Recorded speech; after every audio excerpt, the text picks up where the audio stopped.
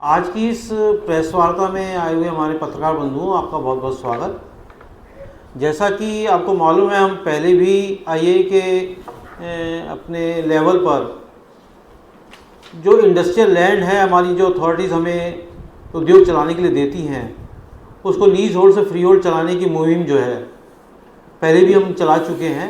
ये उसी संबंध में इसको और आगे बढ़ाने के लिए हमने दोबारा आज प्रेस कॉन्फ्रेंस अपनी वार्ता रखी आप लोगों के साथ। उद्योगों के लिए जो भूमि को फ्री होल्ड करने से उद्योगों का विकास होगा और सरकार को भी जो एडिशनल रेवेन्यू है वो भी मिलेगा।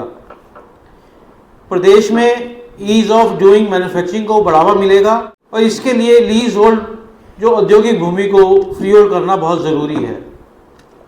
अभी उत्तर प्रदेश में 1 हेक्टेयर या उससे बड़े औद्योगिक भूखंडों को तो फ्री होल्ड करने की पॉलिसी है, लेकिन क्योंकि एमएसएमईज के पास छोटे छोटे भूखंड होते हैं, उनको इस फ्री होल्ड करने की अभी कोई पॉलिसी प्रदेश में नहीं है। इसी पॉलिसी को बनाने के लिए हम सरकार से मांग करते हैं। होता क्या है कि छोटे छोटे काम के लिए हमें अपनी ज़मीन से संबंधित छोटे छोटे काम के लिए भी विभाग में संबंधित जो अथॉरिटीज़ हैं वहाँ भागना पड़ता है। हमने कोई अपना एक आइटम, हमें जब औद्योगिक भूमि दी जाती है, किसी वस्तु को बनाने के लिए दी जाती है, अगर हम उसमें कोई वस्तु और ऐड करना चाहते हैं फिर हम विभाग की तरफ भागे।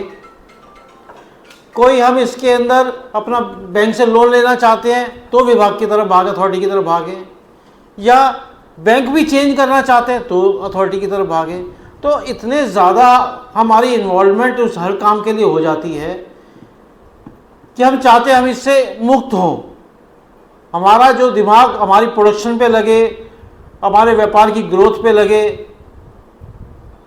जिससे कि प्रदेश में और जीडीपी को आगे बढ़ोतरी हो।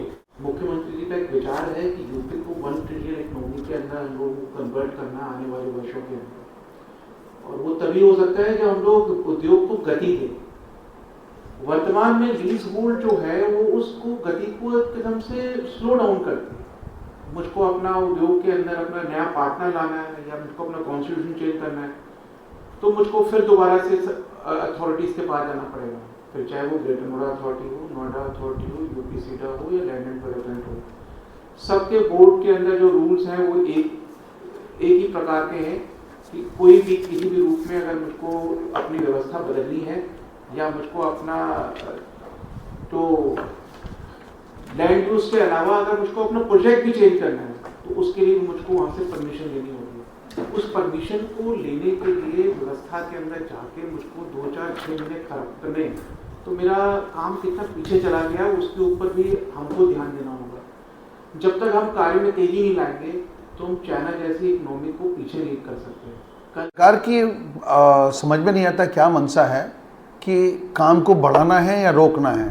ये बढ़ाने के बजाय रोकने पे ज़्यादा ध्यान लगता है, क्योंकि इसके हर चीज़ में हमें कोई भी उसमें चेंजेस करने हैं। फॉर एग्जांपल प्रोडक्ट चेंज करना है, अपने पार्टनरशिप में कुछ डिफरेंस आ गया है तो इसमें सेल कहाँ से आ गई, सेल डीड क्यों बनती है, बार बार हमें लीज डीड क्यों करानी पड़ती है। अगर डायरेक्टर्स के शेयर में 1-2%, 5% ऊपर नीचे हो रहा है, डायरेक्टर्स से हमें इसके बाद भी वो चाहते हैं कि इसको हमको lease rent lease deed change कराया जाए। इस तरह का ये lease deed to freehold कुछ स्टेट ने ऑलरेडी किया है, तो क्यों हम नहीं कर सकते? ऐसा क्या मजबूरी है सरकार की जो हम नहीं कर सकते? जो चार्जेस है वो ले लें। सरकार की एक शायद डर ये भी है कि जैसे इंडस्ट्री की जगह यहाँ रेजिडेंशियल हो जाएगा तो ठीक है, उसका सरकार के पास बहुत पावर है, जब चाहे तब अगर उसको लगता है कि कोई मेजर चेंज हुआ है तो उसको उठा के कैंसिल भी कर सकती है। इस तरह का कुछ कड़ा प्रावधान रखें और इसको लीज होल्ड से फ्री होल्ड में कराने की कोशिश की जाए। आज की प्रेस वार्ता का हमारा मेन मुख्य उद्देश्य सिर्फ सरकार तक अपनी इस मांग को पहुंचाना है कि जो हमारी लैंड है, औद्योगिक भूमि है, उसको लीज होल्ड से फ्री होल्ड करवाने के लिए अपनी आवाज़ शासन तक पहुंचाने की मंशा से आज की प्रेस वार्ता रखी है। हमारी सरकार हमारी तरफ से एक अपेक्षा रखती है कि 1 ट्रिलियन इकनॉमी या मोदी जी, अपने माननीय मोदी जी 5 ट्रिलियन इकनॉमी की बात करते हैं, चाइना को कम्पीट करने की बात करते हैं, तो हम सब उद्यमी उसमें सहयोग देते हैं, अपनी तरफ से प्रयास जितना भरसक प्रयास हो सकता है करते हैं। बट हमारी भी सरकार से कुछ अपेक्षाएं हैं कि जो लैंड जिस पे हम लोग अपना काम कर रहे हैं वो आज तक हमारा पेमेंट होने, भुगतान होने के बाद भी वो हमारी अपनी नहीं है, जैसे हमें उस पर किराएदारी की व्यवस्था को हम ख़त्म करवाना चाहते हैं।